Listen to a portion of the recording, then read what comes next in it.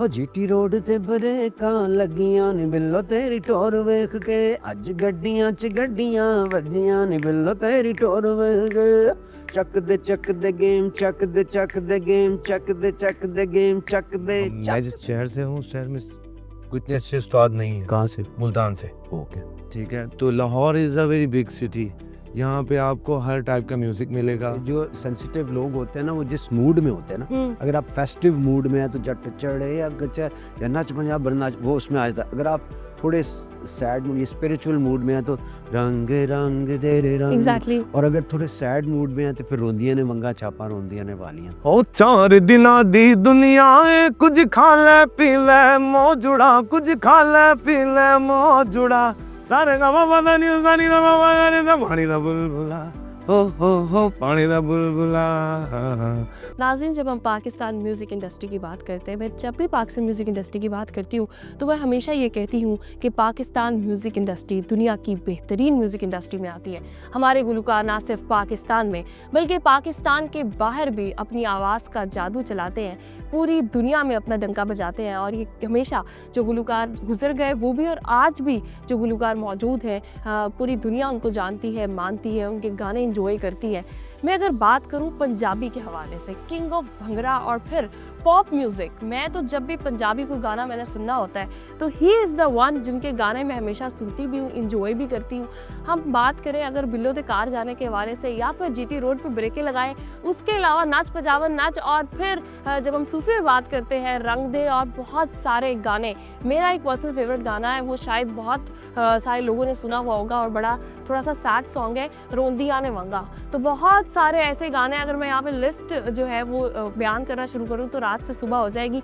जी हाँ, मेरे साथ आज प्रोग्राम में मौजूद हैं इब्रारुल हक साहब, और साथ ही साथ हमारे साथ पाकिस्तान आइडल से वायरल होने वाले ज़ैन बलोच, जिनकी मुलाकात लाहौर आए हैं स्पेशल हमारे लिए, हमने आपसे पहले भी कराई है, अभी भी हमारे साथ मौजूद है। हम आज मुश्किल में डालेंगे ज़ैन को भी और इब्रार से पूछेंगे कि ये बिल्लो दे कार, ये बिल्लो कौन है जिसके घर जाना आज तक ये मुद्दा सॉल्व नहीं हुआ। अस्सलाम वालेकुम, कैसे हैं? वालेकुम अस्सलाम, बिल्कुल ठीक ठाक। आप कैसी हैं? मैं बिल्कुल ठीक हूँ अल्हम्दुलिल्लाह। सबसे पहले तो मुझे बताएं कि बिल्लो कौन थी जिसके घर जाना था, और ये इतना हिट आपका सॉन्ग था 95 का, और किस तरह जो है जब हिट हुआ, क्या फीलिंग थी? मुझे ज़ैन को देख के अपना वो वाला वक्त याद आ रहा है जो स्ट्रगल हम लोग किया करते थे, और इसी तरह की जो कॉम्पिटिशन्स होते थे उसमें मैं भी जाता था। अगरचे मैंने कभी विन नहीं किया, मैं नंबर 1 पे नहीं आया, मगर नंबर 2 तक मैं पहुंचा। और उसमें फिर इतना मार्जिन होता है कि 1 2 3 4 5 वाले ऑलमोस्ट सेम होते हैं, फिर एक लक फैक्टर बीच में आ जाता है। तो आई वाज लकी कि वो लिरिक्स बन गए मुझसे, और वो किसी से भी बन सकते थे। ज़ैन से बन जाते तो ज़ैन स्टार होता। अभी आपकी तो उम्र पड़ी है, इंशाल्लाह आप और बनाएंगे। उस वक्त मैं भी बहुत यंग था और HSN में मैं पढ़ा रहा था। मास्टर्स करने के बाद मेरे जहन में ये अल्फाज आना शुरू हो गए किन्ने किन्ने जाना है बिल्लो दे घर। पहले तो मैं ख़ुद बहुत हंसा, फिर मैंने कहा ये तो गाना बन सकता है। उसको 1-2 साल तो खुद ही गाता रहा, घर में मज़े लेता रहा। बड़े भाई को सुना, कहते यार ये हिट हो सकता है, तुम एल्बम बनाओ। तो इस गाने की वजह से मैंने एल्बम बनाई। और जब वो बनी तो ओवरऑल पूरी दुनिया में वो ऐसे फैली। उस वक्त तो सोशल मीडिया भी नहीं था। Exactly. और वो हार्ड कॉपीज इतनी बिकी कि वो मिलियंस में 40+ मिलियन, मतलब 40+ मिलियन। तो अगर आप देखेंगे कितनी दफ़ा प्ले हुआ होगा तो वो तो बिलियंस में चले जाता है। God knows how many billions type वो। और लोग बस एक साइड से लगा देते थे। शुरू में तो एक ही गाना ज़्यादा था, मगर दूसरी तीसरी एल्बम्स में फिर वो ये कॉम्प्लीमेंट मुझे मिलता था कि हमें एल्बम रोकनी नहीं पड़ती। बिकॉज आप बच्चों को तो शायद नहीं पता होगा, कैसेट जो है ना, उसका एक गाना लगता है तो फिर उसके बाद अगला गाना फिर फॉरवर्ड करना पड़ता था। आजकल तो आप सिर्फ उसको करते हैं, मगर वन क्लिक हो जाते थे, स्किप हो जाता है। तो वो एक मेरे लिए बड़ा कॉम्प्लीमेंट होता था। तो आई बिन वेरी लकी, अल्लाह का बड़ा शुक्र है कि। और फिर वो म्यूज़िक से मैं कहता हूँ कि love of mother and love of music के नतीजे में हॉस्पिटल। Exactly. और वो मेडिकल कॉलेज, कैंसर हॉस्पिटल। सो एक पावर ऑफ लव और पावर ऑफ म्यूज़िक भी मैं नए लोगों को ये बताता हूँ कि बहुत पावर होती है इसमें। फेम में बताते खुद, अगर फेम किसी अच्छे बंदे के हाथ लग जाए तो वो दुनिया को गुलजार बना सकता है। तो आप लोगों को ये बड़ा ख्वाब ये ज़रूर देखना चाहिए कि अल्लाह अगर मुझे फेम मिला ना तो I will do something good for the humanity. तो फिर आपको मिल जाती है, मौका भी अल्लाह देता है। नो डाउट कि अभी आपने हॉस्पिटल मेंशन किया नारोवाल में, यू वर्क रियली वेल। अभी आपने अपनी मदर के नाम पे इब्रार ने हॉस्पिटल बनाया, और फिर अभी उससे पहले का नारोवाल और उसके बाद का नारोवाल, उसकी हेल्थ फैसिलिटीज़ में एक अच्छा खासा डिफरेंस हमें नज़र आता है। अच्छा सर, मैं आपकी तरफ आऊँ, मैं तो बचपन से इब्रार के गाने सुनती हुई आ रही हूँ, और अभी भी हम सुन रहे हैं, हमारी अगली जनरेशन भी सुन रही है, पिछली ने भी सुना है, तो फैंडम जो है वो उसी तरह से स्टारडम इब्रार का। How you feel about it? अभी आपकी मुलाकात भी हुई है, और फिर अभी पाकिस्तान आइडल में आपने जब गाना गाया जवाद साहब का, और वो भी एक हिट आपकी बड़ी अच्छी बात, तो आपको कैसा महसूस होता है? क्योंकि 10 साल आप भी पहले भी इवेंट्स करते रहे हैं, चीज़ें करते रहे, वो कैसा लम्हा होता है? और स्पेसिफिकली जब आप किसी सीनियर आर्टिस्ट से मिलते हैं, तो how you feel about it? First of all तो ये है कि सर के गाने तो मैंने हर जगह सुने हैं, हमने तो भी हर जगह सुन के सुने। बड़े हुए हैं। हाँ। खुशी में तो लाइक बसंत के टाइम पे तो इनके गाने चल ही रहे हैं, बस ये चल रहे हैं, और एक पतंगबाज सजना से बस यही चीज़ चल रही है। तो सर का गाना मतलब कि मैं काफ़ी टाइम से सर को फॉलो भी कर रहा हूँ। फेवरेट गाना कौन सा है? काफ़ी फेवरेट गाने सारे ही फेवरेट हैं, सर का कौन सा गाना फेवरेट नहीं हो हाँ, सकता। ये तो है, ये तो है। सर ने जो पंजाबी, चीज़ दी है हाँ। पाकिस्तान के लिए हिट दी है, इस पूरे इंटरनेशनल लेवल पे हिट दी है, और ये बहुत बड़ी बात है कि मैं सर के साथ बैठा हूँ, बिकॉज मैंने सर को हमेशा सिर्फ और सिर्फ एक प्लेटफॉर्म्स पे देखा है। आज रियलिटी में जब देख रहा हूँ तो लाइक भाई मुझे ऐसा लगता है कि आर्टिस्ट सब ऐसे ही बोलते थे कि आर्टिस्ट बड़ा एटीट्यूड वाला होता है, ये आर्टिस्ट का ये होता है, आर्टिस्ट बड़ा स्वैग वाला होता है। ये आज पता लग गया है कि आर्टिस्ट बड़ा जॉली होता है, और सर तो माशाल्लाह बहुत ही सादा है। मुझे ऐसा लगता है कि एक इमोशनल, पता नहीं क्यों मुझे ये लगता है कि आर्टिस्ट के अंदर जो इमोशंस होते हैं वो बहुत सेंसिटिव होते हैं। आपने तो फिर सॉन्ग राइटिंग भी की और फिर गाने भी गाए भी, तो कितनी सेंसिटिविटी थी, और उन इमोशंस को उस टाइम पे किस तरह से आपने? बहुत ज़्यादा। बचपन में तो वुड यू बिलीव, मुझे पता भी नहीं है, यानी मुझे याद नहीं है, होश नहीं था मुझे उस वक्त। तो घर वाले बताते हैं कि मैडम का गाना लगता था ना कहंदे ने नैना, तो तुम उस पे एकदम से तुम्हें कुछ हो जाता, तुम एंजॉय करना शुरू कर देते थे। तो हम कहते थे ये बड़ा म्यूज़िकल सा चाइल्ड हमारे घर में है। और फिर जो मुझे याद है कि सैड सॉन्ग्स जब मैं सुनता था तो without even knowing the meanings of the poetry I used to cry. आंसुओं से आंसू निकल रहे होते हैं और मुझे नहीं पता होता था कि क्यों मैं रो रहा हूँ।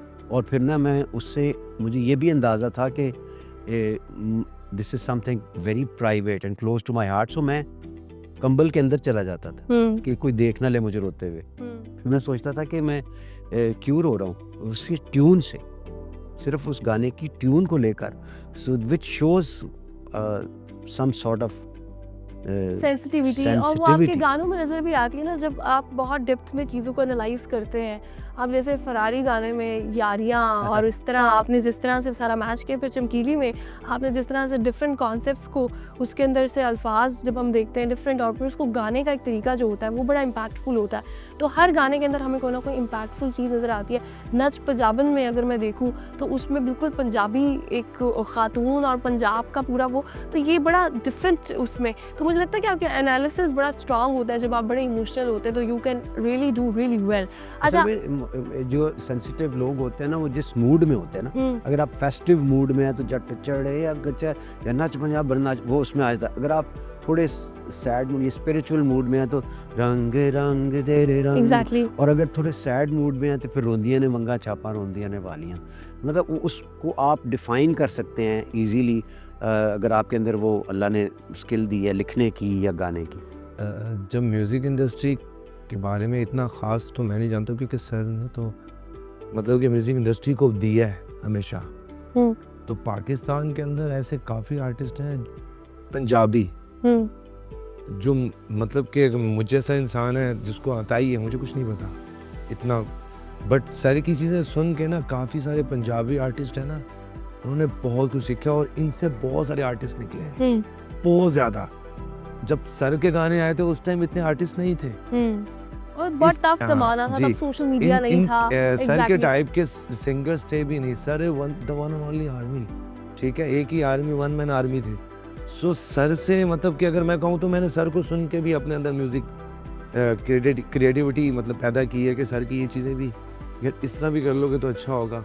तो मैं भी सर का तो वैसे ही ह्यूज फ़ैन हूँ, मगर काफ़ी सारे पाकिस्तान में ऐसे सिंगर्स हैं जो इंटरनेशनल लेवल पे दूसरे मुल्क के अंदर, जो हमारे पड़ोसी मुल्क हैं, उन्होंने इनकी शायरियाँ Exactly. इनकी चीज़ों को सुन के पंजाबी म्यूजिक रिवाइव भी हुआ तो उसमें भी हमें वो एक टच नजर आता है जो इब्रार के सॉन्ग्स बेशक में ऐसी है। एग्जैक्टली। तो वो ये सारा जो है ना वो पंजाबी म्यूजिक स्पेसिफिकली, वैसे तो अच्छा, बहुत सारे गाने क्योंकि मैं एक बात यहाँ sorry to have cut you करना चाहता हूँ। उन्होंने अच्छी बात की कि मुख्तलिफ लोगों से हम सीखते हैं। जैसे मुझे सुना, मेरे से भी कुछ सीखा होगा, तो मुझे वो अपना वक्त याद आ गया कि जब मैं म्यूज़िक लवर तो मैं शुरू से ही था, तो उसको हम स्कूल में जाते थे, तो मुझे भी आज मैं रियलाइज़ करता हूँ कि वाकई बहुत प्यार था म्यूज़िक से।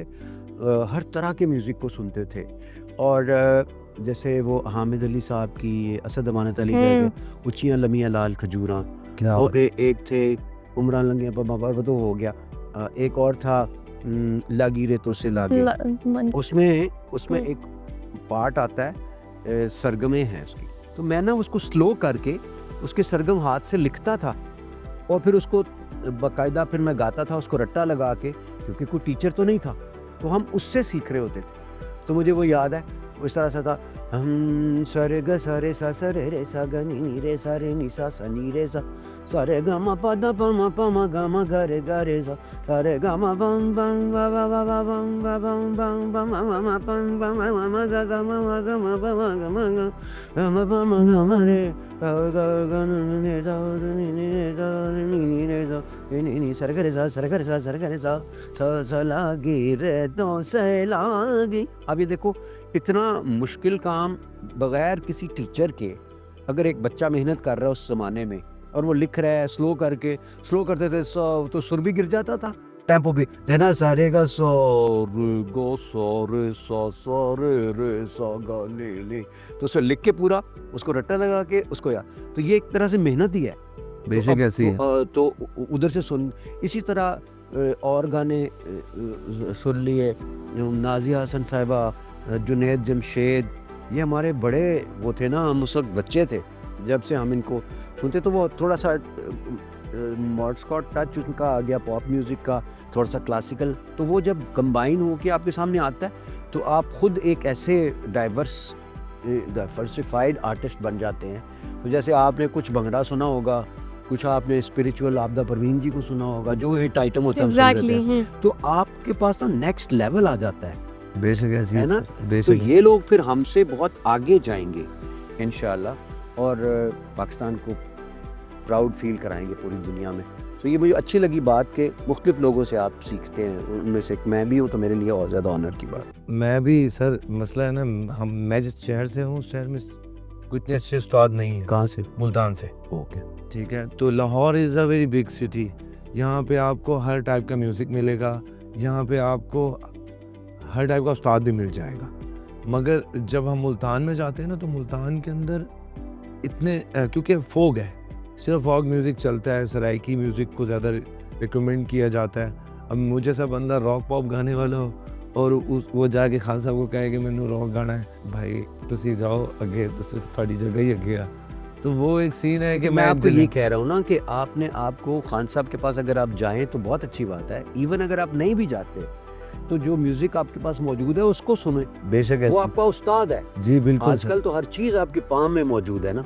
उस अगर मैं आपको यही मिसाल दे रहा था कि अगर मैं सुन के वहाँ से सीख के तो आगे जा सका हूँ, या मैंने अपनी स्किल को एक डेवलप किया है पॉलिश करके, तो वो आप कर सकते हैं। उस टाइप का म्यूज़िक कोशिश करें, टाइप आपकी अपनी हो। देखो मैंने सबको सुना, इसलिए मेरी एक अपनी टाइप भी बन गई जो मेरे गले को सूट कर रही थी, ऐसे ही है। और मैंने उसमें एंजॉय किया। और मैंने, आप हैरान होंगे, हार्ड रॉक म्यूज़िक भी किया, जिसमें प्रिंस के गाने और वो सारे। जब हमने एक बैंड बनाया था इस्लामाबाद में, आई वॉज इन लॉ, मैं लॉ स्टूडेंट था, दिन में मैं मास्टर्स कर रहा था कायदे आज़म यूनिवर्सिटी से, एक हमारे साथ इंजीनियर था, एक डॉक्टर था, और हम गाने क्या गा रहे हैं सब जमा होके, Curtains black and white, glitches in an empty room, your love starts falling down, better check you do.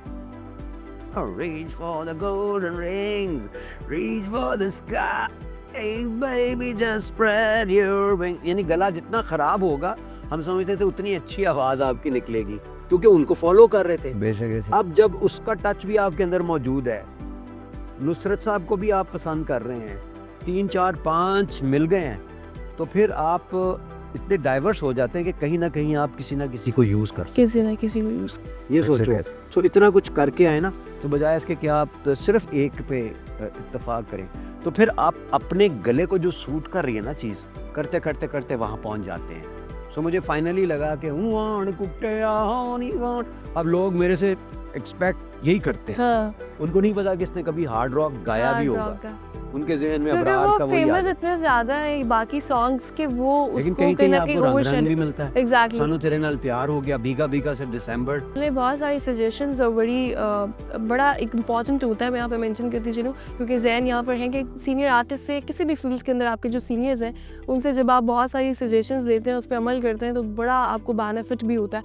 Ibrar गाने की तरफ आते हैं, आप गाना सुना दें हमें। गाने ही तो सुना रहा हूँ उस वो वक्त तो मैं आपने क्या सुना करूं? दिया, लेकिन इसने आप तो कुछ भी नहीं पंजाबी, सुनाया अभी नहीं तक। पंजाबी गाना सुना दें आप मुझे। आप आप मुझे तो सुनने आए ओए हैं, नहीं, आप आपसे मुझे सीख के एक- जाऊंगा एक पंजाबी गाना आप सुना दें।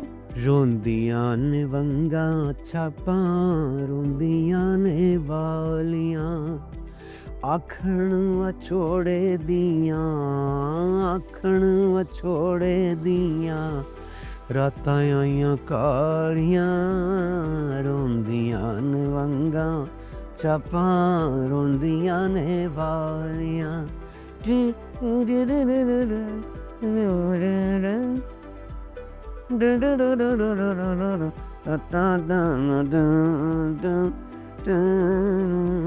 ठीक है, बहुत शुक्रिया। It's one of my favourite songs, the sad songs. मैंने इसीलिए गा मैं दिया, आपने बहुत, कहा हाँ था। जी बिल्कुल सुनती। अच्छा जैन, अब हम आपको थोड़ा सा मुश्किल में डालेंगे, इब्रार आपके साथ बैठे हुए हैं, तो इब्रार का कोई गाना आप सुनाएं। सर का गाना सर के सामने, ये तो मेरे से तो मतलब अच्छा ही कि- गाएगा, अगर आप जितना ये इजाज़त सर दे अच्छा गाता है। नहीं नहीं, मैं तो मुश्किल में डाल दिया आपने मेरे को है। मैंने मुश्किल में डालने के लिए तो किया। सर का एक गाना ना कोक स्टूडियो में इन्होंने किया था, पानी दा बुलबुला, हाँ जी, मेरा बड़ा फेवरेट गाना है। चलें जी, फिर सुनाएं आप। जी जी बिस्मिल्लाह, प्लीज प्लीज।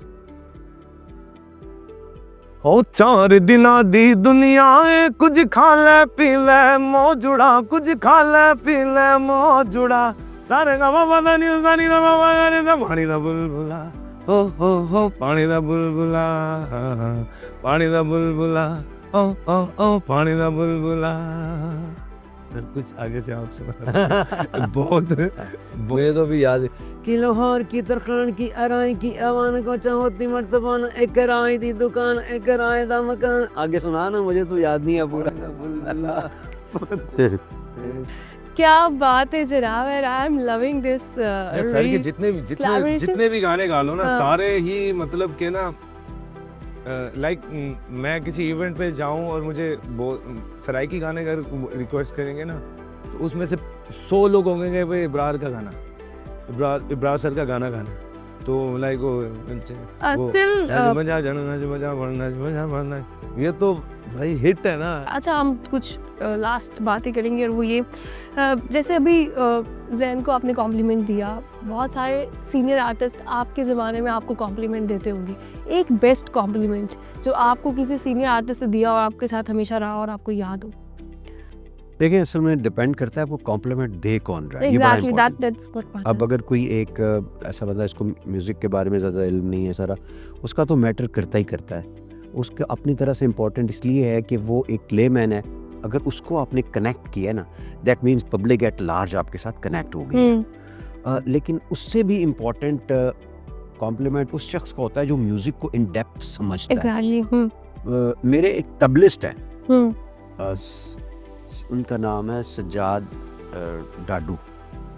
वो उसने मुझे एक कॉम्प्लीमेंट दिया पहली एल्बम पे, ये लोग उसके बाद मेरे साथ प्ले करते रहे, लेकिन कोई इतना कॉम्प्लीमेंट नहीं इन्होंने मुझे कभी किया था। तो पता था कमर्शियल सिंगर है, बिल्लो दे घर हिट हो गया है, किस्मत अच्छी थी, तो बस ठीक है हम बजा रहे हैं, पेमेंट लेके चले जाते हैं। जब मेरा एक एल्बम आया ना जिसमें रंग रंग था, तो मुझे उसकी कॉल आई, कहते हैं भाई आज मैंने आपसे एक बात करी। मैंने कहा जी खैर है। तो कहते हैं मैंने आपको ये कॉम्प्लीमेंट देना था कि हमारे घराने के अंदर म्यूज़िक नहीं घुसता, आप जैसे अताई लोगों का म्यूज़िक हमारे घरों में नहीं सुना जाता, बिकॉज वो सुर संगीत से प्यार करने वाले, राग रागनियों से प्यार करने वाले लोग। तो पहली बार आपका गाना हमारे घरों में दाखिल हुआ है और हमने आपको सिंगर तस्लीम कर लिया। क्या बात ये उनकी तरफ से, वो जो फैमिली जिनकी है, म्यूजिक वाली फैमिली, उन्होंने कहा हमारी खवातीन नहीं सुनती बिलखसूस, तो रंग रंग आपने जो गाया है आहीर भैरों में कोई राग, मेरे फरिश्तों को भी नहीं पता आहीर भैरों क्या है। अच्छा, मैंने कहा अच्छा, मैं बड़ा मोअज़्ज़ज़ हो गया, हाँ आहीर भैरों में ही गाया था मैंने। वो कहते हैं ये आपकी नसीब कह लें, कुछ कह लें, लेकिन हमने आपको उसके बाद बाकायदा सिंगर मान लिया है कि आप जो है आहीर भैरव गा सकते हैं, इतना मुश्किल राग, और उसको आपने खूब निभाया और उन्होंने पूरी लैंग्वेज इस्तेमाल करके ब्ला ब्ला ब्ला। बिल्कुल जी, और इस तरह की कॉम्प्लीमेंट्स बहुत खूबसूरत। आपको मुझे ऐसा लगता है कि एक आर्टिस्ट के लिए सबसे बड़ा उसका जो इनाम होता है वो एक तो लोगों की उसके साथ मोहब्बत होती है, और फिर दूसरा कॉम्प्लीमेंट्स जो उनके सीनियर्स की तरफ से या इर्द गिर्द लोगों की तरफ से मिल रहे होते हैं वो होते हैं। अच्छा, अब इसके साथ हम इख्तिताम तो करेंगे, लेकिन इब्रार अब आपने रोंदिया वंगा तो सुना दिया, लेकिन एक गाना मुझे आपसे और सुनना है, वो ये कि या तो बिलो दे काश सुना दें, या जीटी रोड पे ब्रेका लगिया वाला जो आपका सॉन्ग है, या फरारी सुना दें, कोई भी सुना दें, चमकीली भी सुना सकते हैं, व्हाटएवर जीटी यू रोड ते ब्रेका लगियां का ना मुझे एक अंतरा बड़ा पसंद है। हो जीटी रोड ते ब्रेकां लगियां नी बिल्लो तेरी टोर वेख के, अज गड्डियां च गड्डियां वजियां नी बिल्लो तेरी टोर वेख के, चक दे गेम, चक दे गेम, चक दे गेम, चक दे आगे कहता होए उड़दा जहाज खलो जाए बिल्लो वेख तेरे लश्कारे नी, चौक दे सिग्नल मुड़ मुड़ वेखण बत्तियां करन इशारे नी, जिदों बाबे ने बिलो दे वाल तकिया, ओ बुड्ढे बाबे ने बिलो दे वाल तकिया, ओ मुच्छां वड्ड के ते थोड़ा थोड़ा हस्सिया ते नाले कीता खाऊं खाऊं, ओदे दिल दियां टल्लियां वजियां नी बिल्लो तेरी टोर वेख, जीटी रोड ते ब्रेकां लगियां नी बिल्लो तेरी टोर वेख, चक दे गेम, चक दे गेम, चक दे गेम, चक दे।